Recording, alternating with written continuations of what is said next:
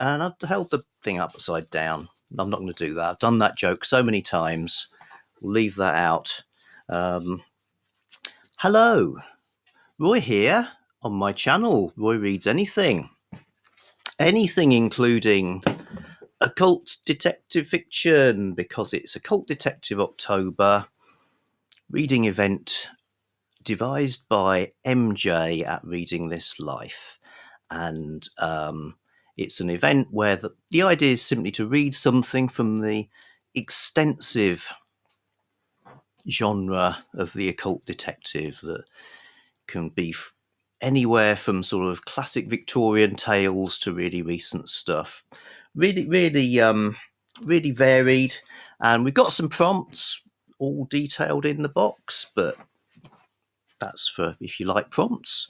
I've tried to do those, so this will be the third week where the prompt is for diverse author or character.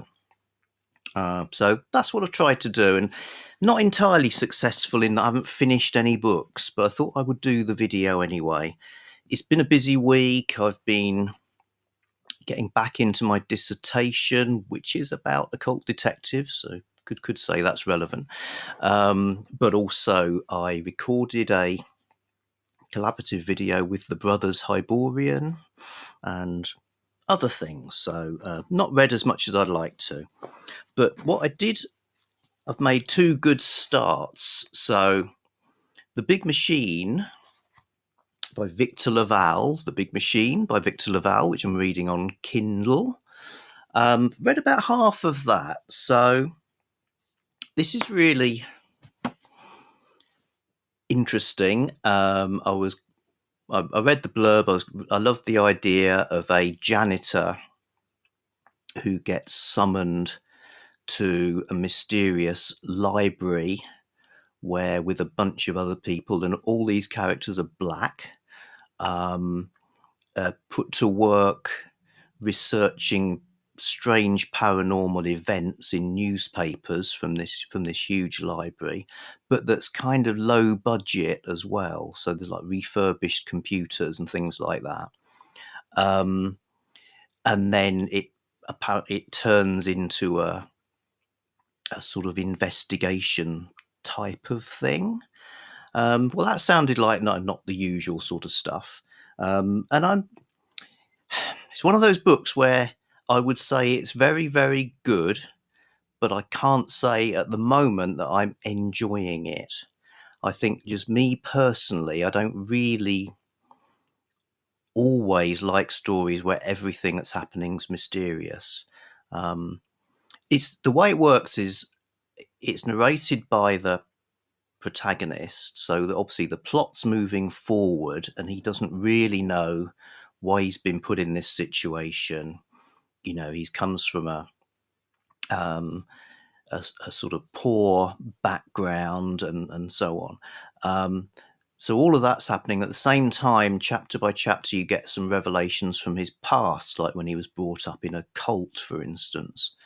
So there's more and more things being revealed about his past and about the whole plot of the novel as it moves forward in time.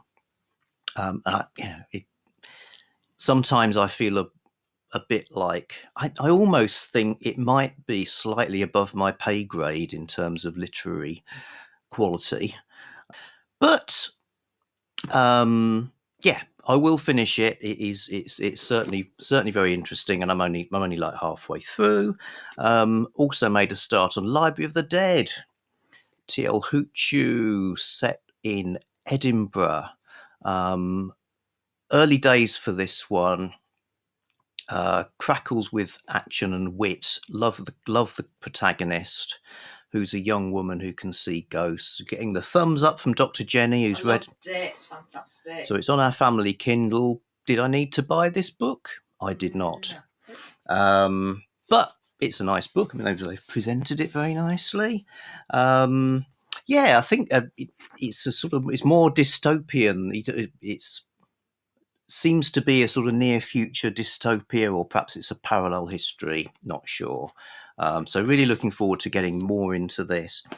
Both of these will be parked because I do want to do the Anything Goes week for Occult Detective October, and I've got some things for that. So these will probably get finished as part of Read What You Own once I finish my own Cleopatra-themed November reading. Other than that, pressing on with Occult Detective magazine. Always a rich and fascinating read. I particularly liked The Butcher of Hemming Street by Naching T. Casa. Hope I'm pronouncing that right. The Butcher of Hemming Street. I'm going to read you the first paragraph. "You come highly recommended, Mr. Whitney," said Lady Dahlia Battleroost. She looked up from the yellow writing pad on her mahogany desk and stared into my face. If not for her strange violet eyes, I would have said that she resembled the actress Margaret Rutherford. Her face seemed capable of the same comedic expressions. She tapped the pad with her pen. "Tell me, when did you first become a ghost?" That's great. Now, if that as a start to a story does not pique your interest, I believe you need to check whether you have blood flowing in your veins. And I've read that story. It is funny, great. I'd love to read more about Lady Dahlia.